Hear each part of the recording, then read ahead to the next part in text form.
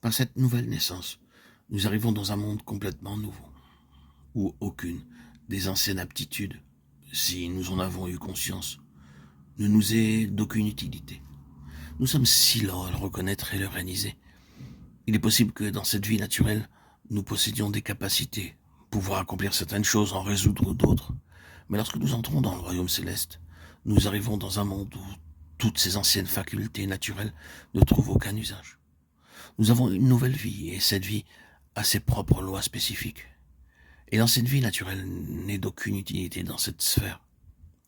Vous et moi, nous ne pouvons pas vivre dans le domaine de l'esprit, dans le domaine des choses de Dieu, par notre vie naturelle. Nous devons avoir une vie qui corresponde au royaume des cieux. Désormais, nous nous découvrons en possession de cette nouvelle vie, une vie totalement différente. Elle requiert certaines choses que nous ne pouvons pas lui fournir à partir de notre vie naturelle. Nous devons apprendre comment vivre selon cette nouvelle vie et quelles sont ses exigences. Et à mesure que nous avançons de temps à autre, nous apercevons qu'il y a des choses qui ne sont pas justes, qui ne sont pas correctes, et que cette nouvelle vie ne se développe pas. Quel est le problème? Alors, par la souffrance même de cette vie, ce sentiment de strangulation dans notre vie spirituelle, nous apprenons une certaine loi de cette vie. Nous l'avons en quelque sorte violée, privée de ses exigences, nous n'avons pas coopéré avec elle. Elle en elle, ses propres lois. Nous devons les découvrir et vivre de manière adéquate. C'est une toute nouvelle et surprenante chose. Vivre selon cette vie divine relève d'une formidable éducation. Elle possède ses propres voies divines. Et elle ne se pliera pas à cette autre vie qui est par nature en nous. Il s'agit d'une vie complètement nouvelle et différente.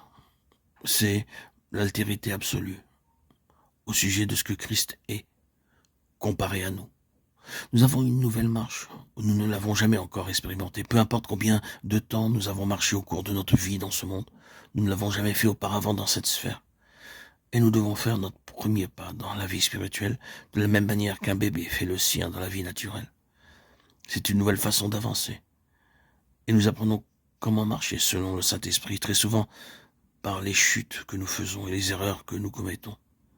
Cette marche selon le Saint-Esprit est entièrement nouvelle, sans aucune participation du naturel, de la confiance en soi. Avoir de l'assurance est une chose désastreuse. À nos enfants, au début de leur apprentissage, nous leur avons dit « Tu étais trop sûr de toi et tu as échoué. Tu as cru pouvoir faire plus que tu ne pouvais. Tu avais trop d'assurance. » Il en est de même dans la vie spirituelle. Marcher selon le Saint-Esprit et non selon la chair est une nouvelle manière de marcher qui ne laisse aucune place à la confiance en soi.